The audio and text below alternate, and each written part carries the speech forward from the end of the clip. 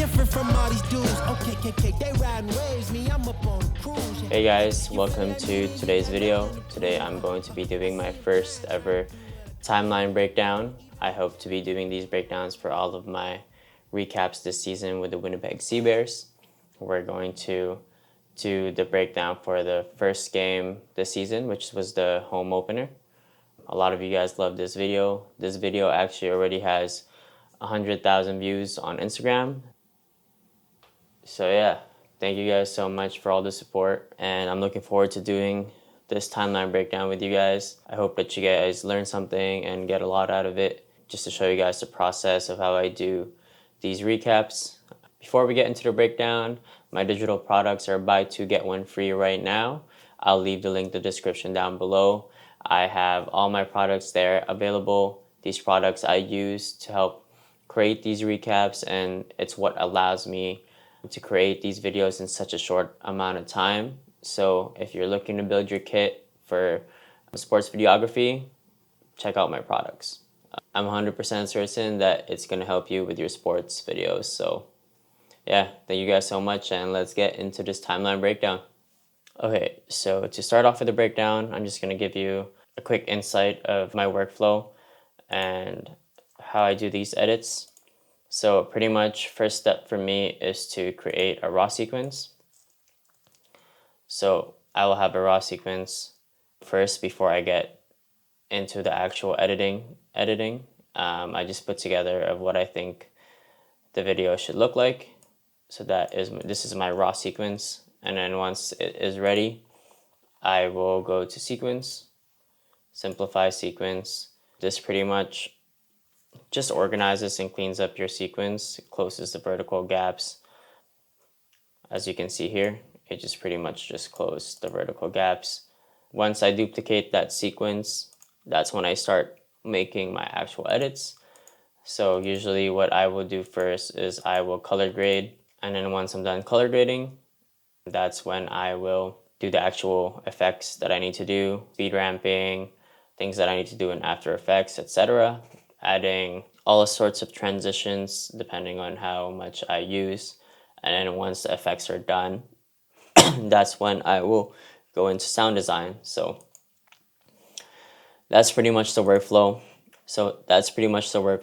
Again, finish my raw sequence, duplicate it, make an actual final sequence, color grade my footage, do my effects, and then finish it up with sound design.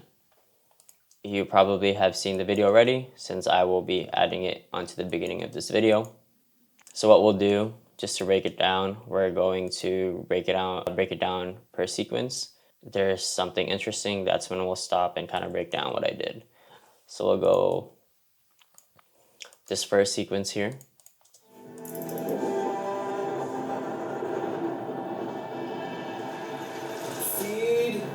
Okay, so for this first one, honestly, nothing too crazy. A lot of it is just speed ramping and my own effects. Excuse me. So you see this blur flash here. That is one of my transitions from my Essential Effects and Transitions pack for Premiere Pro. So I just take it, drag it in, and add it on. And that's what gives it that flash blur look. Just adds a bit more. And then just some speed ramping, really. Speed ramp on Premiere Pro, you just right click on the effects button, time remapping speed, and it'll bring up this line here, and then pen tool, make your markings, and then slow your footage down. If you film in 120 frames per second, you can slow it down up to 20%. If you film in 60 frames per second, you can slow it down up to 40%.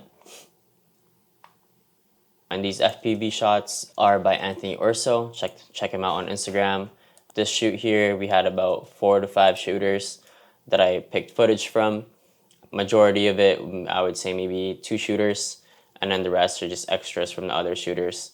A lot of the footage I used was probably still my footage and just a couple things from the other shooters. So this shot here, this is just a match cut. One of the shooters, Martin, he got a shot of a bunch of kids waving at the camera, and I saw that, so I decided to make a match cut sequence with it. So pretty much just center the kids into the shot, make sure they're in about the same position. And then I added a radial blur just to add some extra texture to the shot. And that's just done in After Effects. To go into After Effects, pretty much what I do is I right click, replace with After Effects composition. It opens up After Effects. If you're scared to use After Effects, I think this is what got me over the hump, is knowing that they have this feature here where I could just go into Premiere and pretty much you have this shortcut to After Effects without having to worry about exporting from After Effects and having to bring it into Premiere. Because basically, once After Effects opens, whatever you select to replace in After Effects, any changes you make to it will automatically be saved in Premiere Pro. And then once you're done editing it in After Effects, you can just come back straight to Premiere and your edits will be there. Okay, so moving on to the sequence. Just a flash effect here. Pretty much you can take my preset and just take out the blur and it'll just apply the same effect for you. This shot here was with my SeaBears LUT. Basically, my SeaBears LUT just highlights the teals. Everything else is desaturated, so it's pretty cool.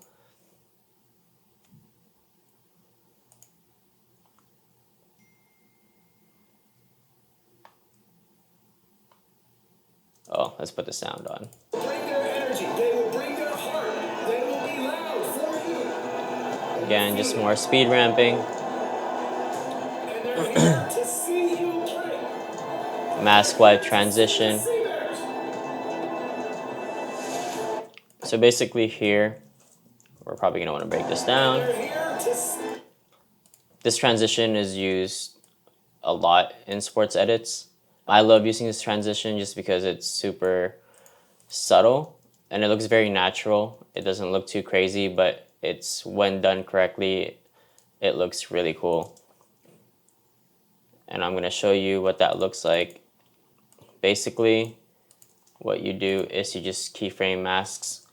The good thing too is, for the most part, they're super quick, so you don't, I know keyframing can be scary sometimes, but with this transition, usually it's super quick. So like, for example, for this one, it only took 3 keyframes to do it.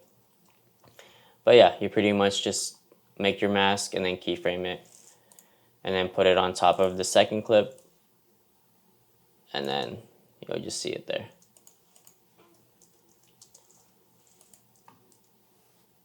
I pretty much use a filter here. I use a mist filter and a radial filter from Prism Lens. So check it out if you want to try this filter out. And then in the next shot, I was using the same filter, but this one was a happy accident. Basically, the light behind the player blinked, so I kind of used it as like a light leak, almost like a light leak transition. So pretty cool. This is a guy who is with us right now. Again, just more speed ramps. We have the opportunity to honor him. And then what I do too, a lot of the times with clips like this, that's why you see some nested sequences, I add my linear zoom effect. Basically, it slowly zooms in, just gives your footage a little bit more movement and a little bit more life. If you speed ramp, I suggest you nest it. Sometimes it gets a little finicky if you don't nest it.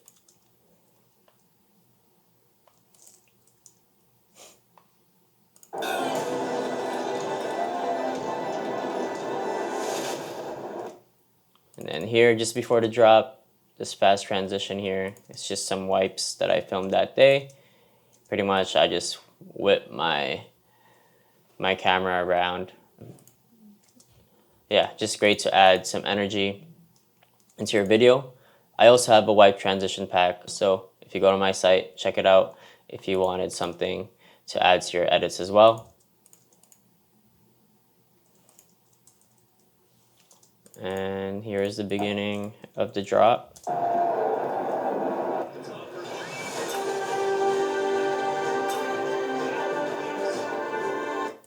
Okay, so I'm gonna show this one.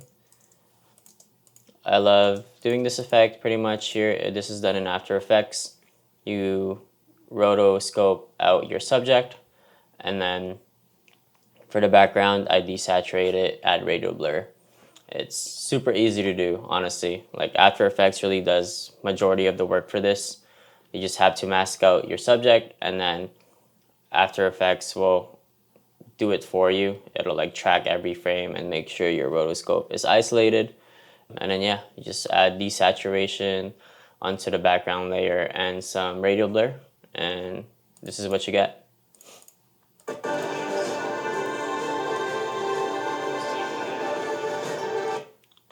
And in here, if I had time to go back, I didn't have a lot of time to make this edit. I had less than 48 hours to make this edit, so I actually have the player kind of disappear.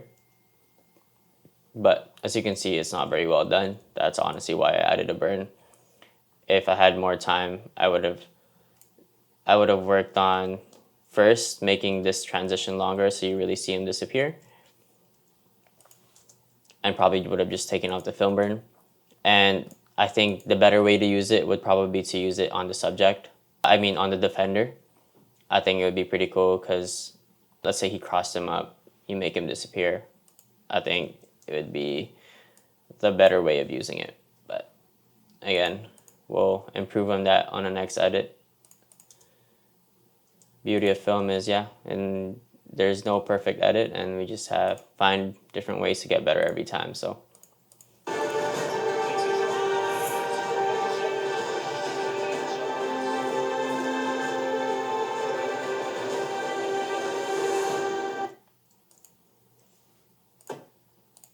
and yeah, the sequence, I just added some wipes, just add a bit more energy to the edit. And then at the end here, this is my transition. It's just a black and white flash transition from my pack. And that's pretty much the edit.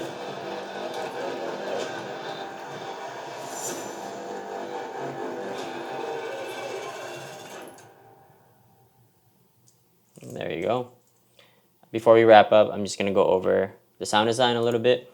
Most of my packs, the two main packs that I used are Sounds from the Den by Lobo Films. These packs here.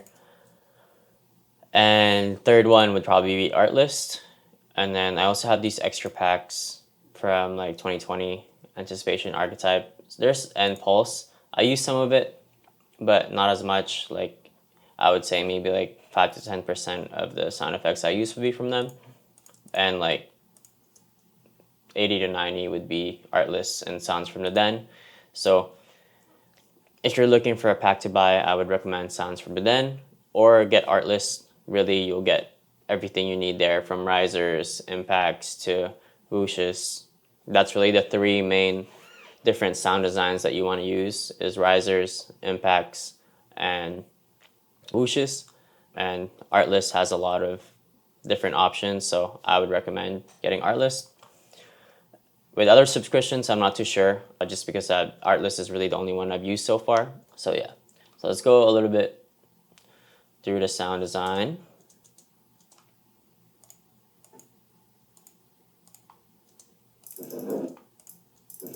First one is just a gear ticking ramp. It's from Artlist. Then a riser to build tension. Feed. And then a riser Feed. to an impact. Feed. And then a riser to an impact to the beginning of the, as you heard, like the coach talking.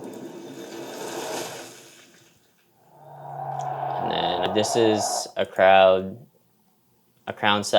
sound effect with like a low pass filter on it. This one's from Sounds from the Den as well. And then just in camera audio here, just the fans cheering.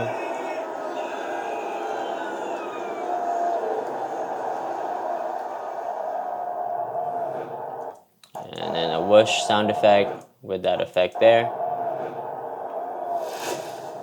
And then a riser to impact, just to add with a dunk, just to give it a bit more oomph to it.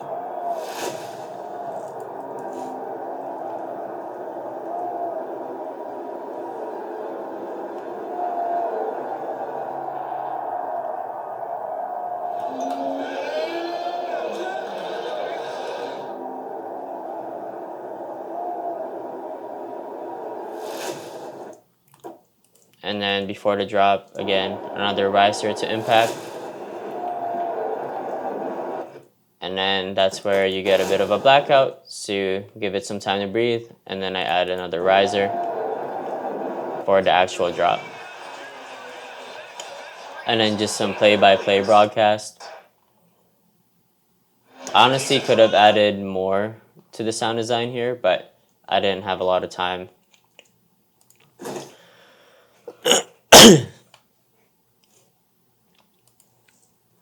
So yeah, that's pretty much it. I kind of let the play-by-play audio carry more of this edit here. I think the next video, I go a little bit more into the sound design. But yeah, that wraps up the first timeline breakdown. I hope you guys enjoyed. I hope you guys learned something. If there's anything that I went over that you want me to make a separate video for and a bit more of an in-depth tutorial, just let me know. And yeah, hope you guys enjoyed. Go film something you love today.